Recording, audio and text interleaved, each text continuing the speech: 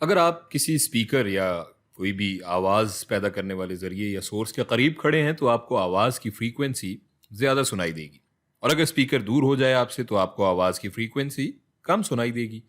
ये तो हम अब जानते हैं पिछली वीडियो से। लेकिन अगर आप खुद हरकत करके स्पीकर के पास जाएं तो उस सूरत में हम फ्रीक्वेंसी को कैसे कैलकुलेट करेंगे या कैसे हमें सुनाई देगी, ये हम इस वीडियो में देखेंगे। फ़र्ज़ करें कि यहाँ एक लहर की क्रेस्ट अभी अ, इसी वक्त आप तक पहुंची है और इसके पीछे एक दूसरी लहर है। अब इस पहली लहर को जितना वक्त लगेगा आप तक पहुंचने में, इसे हम वक्त की मुद्दत या टाइम पीरियड कहेंगे। याद रहे, ये वक्त की मुद्दत वो है जिसका आप मुशाहिदा कर रहे होंगे। ज़रूरी नहीं कि ये वही वक्त की मुद्दत हो जिसे सोर्स ने खारिज किया था। अब फ़र्ज़ कर लें कि शुरू में आप साकिन हालत में या स्टेशनरी हालत में हैं और इन दोनों लहरों के क्रेस्ट के दरमियान जो वक्त लग रहा है वो 2 सेकंड के बराबर है। ये असल मुद्दत है वक्त की इन दोनों लहरों के दरमियान जो सोर्स ने खारिज की थी, वही असल टाइम पीरियड की या वक्त की मुद्दत।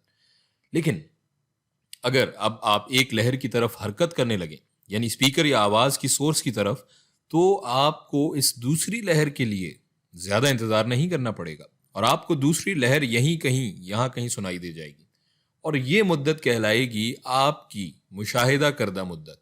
और ये अलग होगी आवाज के सोर्स के लहर की मुद्दत से जब आप हरकत कर रहे होंगे सोर्स की जानिब। अब इसकी फ्रीक्वेंसी मालूम कर लेते हैं। फर्ज करें कि आप कुछ वी ऑब्जर्व्ड, वेलोसिटी ऑब्जर्व्ड, हम वी ओ बी एस से इसको जाहिर कर लेते हैं कि रफ्तार के साथ जा रहे हैं लहर की तरफ, और t observed, t o b s वक्त के बाद आप दूसरी लहर से जाकर मिलते हैं और यही वो वक्त की मुद्दत है जो कि आपके मुशाहिदे के मुताबिक है इन दोनों लहरों के दरमियान। इस वक्त के दौरान इस लहर ने भी जाहिर है कुछ सफ़र किया होगा और कुछ फासला तय किया होगा और ये फासला बराबर होगा लहर की वेलोसिटी और वक्त की मुद्दत के हासिल ज़र्ब के, यानी V W into T observed के।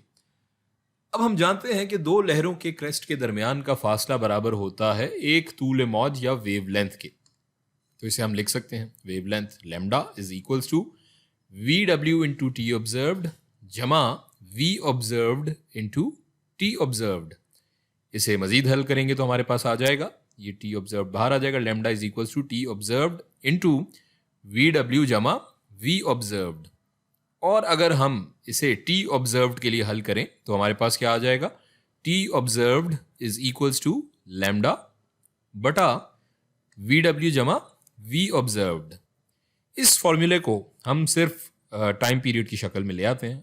यहाँ से इस लैम्डा को भी अगर हम टाइम पीरियड की शक्ल में ले जाएं, हमें मालूम है कि लहर की वेलोसिटी बराबर होगी तूले मौज वेवलेंथ बटा टाइम पीरियड या वक्त की मुद्दत के। तो ये क्या होगा, इसे हम लिख सकते हैं वी डब्ल्यू is equals to lambda of source बटा टी ऑफ सोर्स। अब हम इसे लैम्डा के लिए हल कर लेंगे तो हमारे पास आ जाएगा lambda of source is equals to V W into t s. अब इसको हम ऊपर के हमारा जो ये वक्त की मुद्दत का टाइम पीरियड का फॉर्मूला हमने अखज़ किया यहाँ तक, तो इसमें हम शामिल कर लें, इसके अंदर सब्सटीट्यूट कर लें तो हमारे पास क्या आ जाएगा, t observed is equals to V W into t s बटा वी डब्ल्यू जमा वी ऑब्जर्व्ड। फ्रीक्वेंसी के लिए हम जानते हैं इस फॉर्मूले का हम रेसिप्रोकल ले लेंगे तो हमारे पास हो जाएगा ये 1 बटा t observed is equals to, ये उलट हो जाएगा वी डब्ल्यू जमा वी ऑब्जर्व्ड बटा V W into t s. Further simplify करेंगे तो ये 1 बटा टी ऑब्जर्व्ड हो जाएगा f observed, frequency observed is equals to 1 बटा टी एस, अगर हम इसे बाहर निकाल लें, और ये वी डब्ल्यू जमा वी ऑब्जर्व्ड बटा वी डब्ल्यू।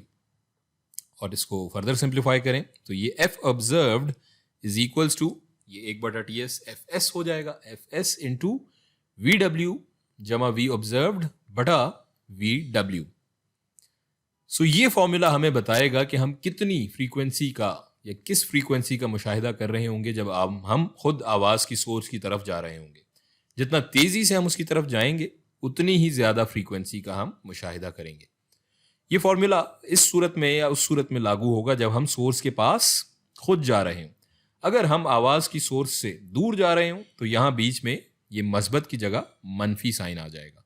सो इसको हम लिख सकते हैं F observed is equals to F S V W plus minus V observed बटा वी डब्ल्यू के।